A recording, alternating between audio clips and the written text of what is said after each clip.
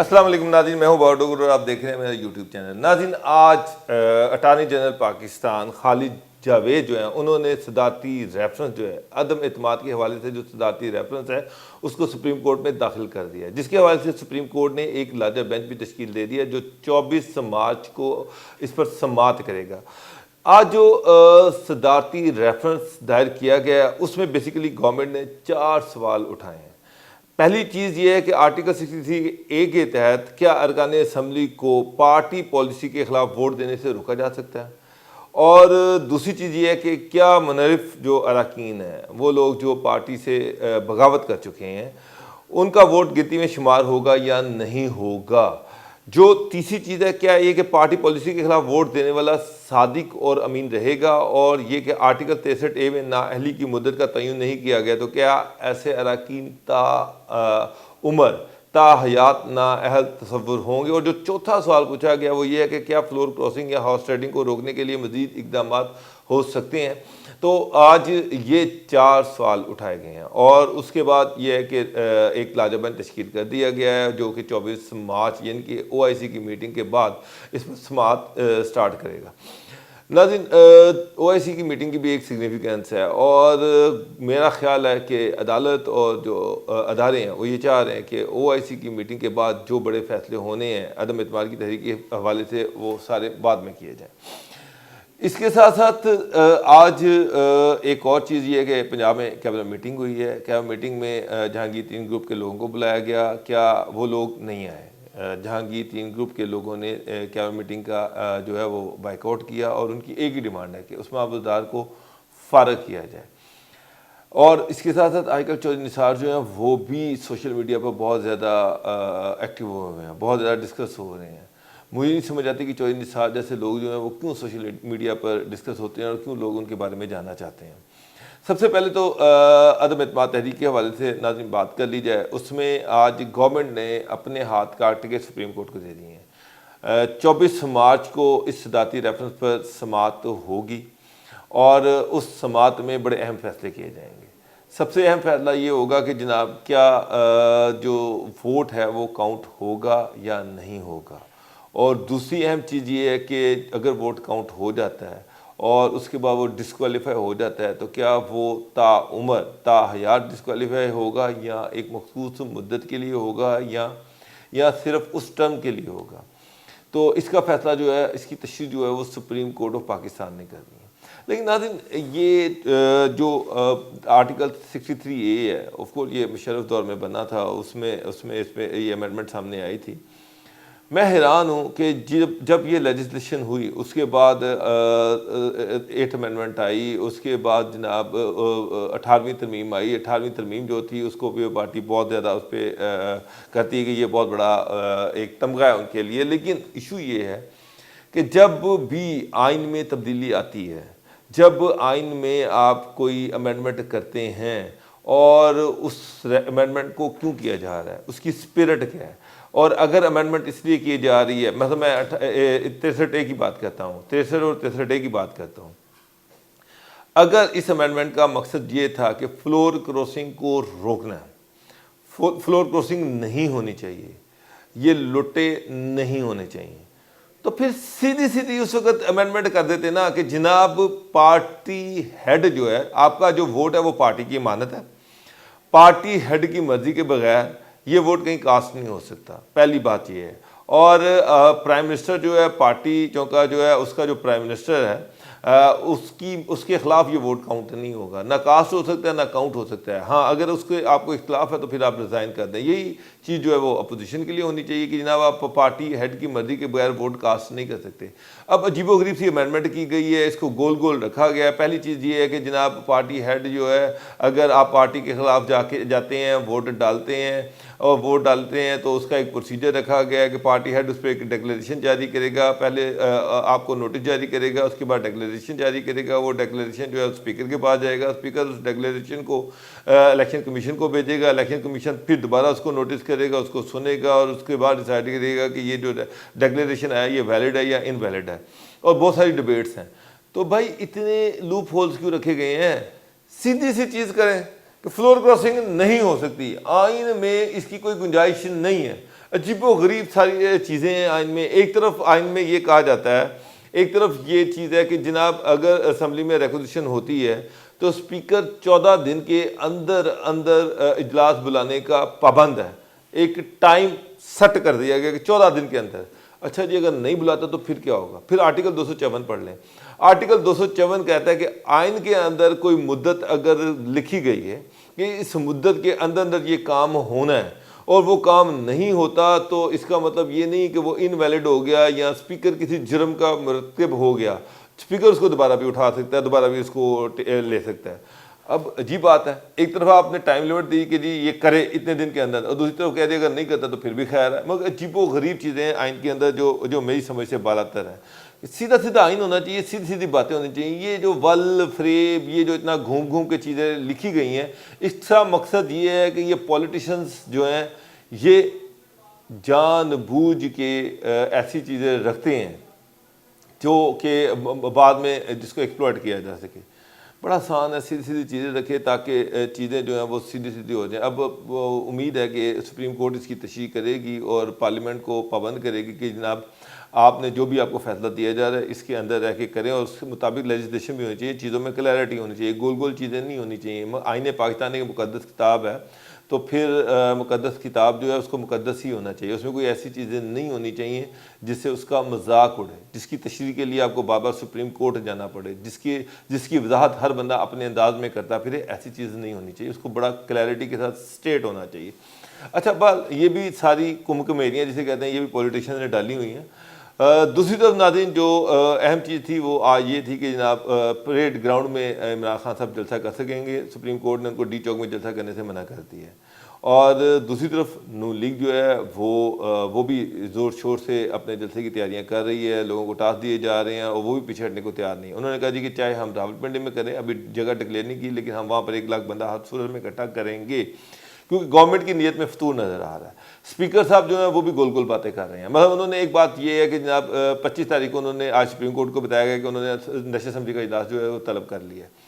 25 تاریخ کو اگر نیشنل اسمبلی کا اجلاس طلب کیا ہے تو اس میں یہ ہے کہ روایت یہ ہے کہ جناب ایک پی ٹی آئی کے ایم این اے جو ہے ان کی ڈیتھ ہو چکی ہے اور ان پہ تعطیل ریفرنس ہوگا. اس کے بعد اسپیکر جو ہے غیر مہینہ مدت کے لیے اجلاس کو ختم کر سکتے ہیں اور ختم کر سکتے ہیں اور اپوزیشن کو ایک نئی ریکوزیشن جمع کروانی پڑے گی. اور نئی ریکوزیشن کے مطابق 14 دن پھر ان کو مزید انتظار کرنا پڑے گا. کچھ منسٹر تو یہ کہہ رہے ہیں کہ جناب یہ تو اب روزوں کے بعد کی بات چلی گئی ہے، یعنی کہ اس کو مزید لٹکایا جا رہا ہے. تو مجھے لگ رہا ہے کہ اپوزیشن جو بندے اکٹھے کر رہی ہے اور حکومت نے جو بندے اکٹھے کرنے ہیں وہاں پر، تو سچویشن کہیں مزید خراب نہ ہو جائے، کیونکہ گورنمنٹ کو پتہ ان کے پاس نمبر گیم پورا نہیں ہے. میری اطلاعات یہ ہیں کہ پنجاب میں مزید ایم این ایز جو ہیں وہ نون لیگ سے رابطے میں ہیں، اور یہ ایم این ایز جو رابطے میں ہیں ان کا نمبر بڑھتا جا رہا ہے، کم نہیں ہو رہا. اور گورنمنٹ جو ہے ان کے جو منسٹرز ہیں، میں خان صاحب آپ کی سب سے بڑی بدقسمتی یہ ہے کہ آپ کے پاس وہ لوگ تھے جن کے ہوتے ہوئے آپ کو کسی دشمن کی ضرورت نہیں ہے. میرا مطلب ہے ان منسٹرز نے اتحادیوں کو دوڑا دیا، ان منسٹرز نے آپ کے سارے ایم این ایز کو دوڑا دیا، یہ ان کو گالیاں دے رہے ہیں، ان کی زبان دیکھیں. اور اب جو بندہ بھی میرا مطلب جس کو آپ ان کو بھیجتے ہیں راضی کرنے کے لیے، یہ 2 اور توڑ کے آ جاتے ہیں. اور کوئی یہ اب تو یہ بھی گوسپ ہے کہ جناب ہو سکتا ہے کہ یہ 2 منسٹر جو ہیں یہ بھی اینڈ میں جو 3-4 منسٹر آپ کے ساتھ پھر رہے ہیں یہ بھی دوڑ جائیں. تو اطلاعات تو یہ ہیں کہ جناب 30-32 ایم این ایس جو ہیں وہ اس وقت پیو پارٹی، جے یو آئی اور نون لیگ کے ساتھ کانٹیکٹ میں ہیں، اور یہ بہت بڑی تعداد ہے ایم این ایس کی. اور یہ بھی اطلاعات ہے کہ ایم کیو ایم جو ہے وہ گورنمنٹ اپوزیشن کے ساتھ اس کے معاملات فٹ ہو چکے ہیں، طے ہو چکے ہیں. پیو پارٹی کے ساتھ معاملات طے ہو چکے ہیں، سندھ میں کیا سیٹ اپ ہوگا اس حوالے سے بھی چیزیں طے ہو چکی ہیں. اور ایک دو دن میں وہ باقاعدہ اس کا اناؤنسمنٹ کریں گے کہ وہ اپوزیشن کے ساتھ بیٹھیں گے. اور کاف لیگ ابھی ڈاواڈول ہے. مونس جو ہیں وہ لندن تھے، لندن سے وہ اسپین چلے گئے. مجھے لگ رہا ہے کہ ان کے معاملات ابھی سیٹل نہیں ہوئے. چودھریوں کی پنجاب کی وزارت اعلیٰ جو ہے وہ بھی ابھی بھی لٹکی ہوئی ہے. اور حالات یہ ہیں کہ چودھری فیملی کے اندر رفت پڑ چکی ہوئی ہے، یعنی کہ حسین اس کے ساتھ طارق بشیر چیمہ، یہ جو ہیں یہ 2-3 بندے ایک طرف ہیں اور 2 بندے ایک طرف ہیں. پرویز لائی اور مونس ایک طرف ہیں اور باقی سارے ایک طرف ہیں، اور شدید رفٹ ہے.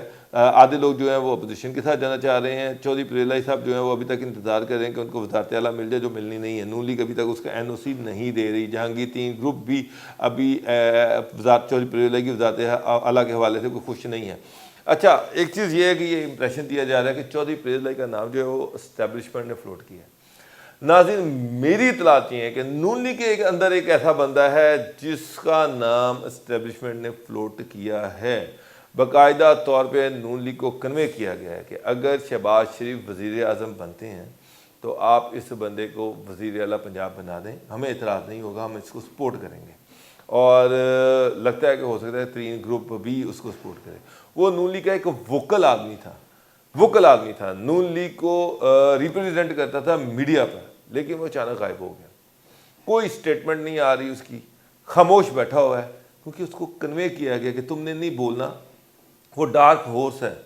ڈارک ہورس سے مراد یہ ہے کہ ایسا بندہ جو اچانک سامنے آتا ہے اور وہ کسی گنتی میں نہیں ہوتا اور وہ اچانک سامنے آ جاتا ہے. جناب ملک محمد احمد خان صاحب کی میں بات کر رہا ہوں. قصور سے وہ نون لیگ کے MP ہیں اور سنا ہے کہ وہ اسٹیبلشمنٹ کے بڑے چہیتے ہیں اور وزیر اعلیٰ پنجاب کے لیے ان کا نام ہاٹ فیورٹ ہے.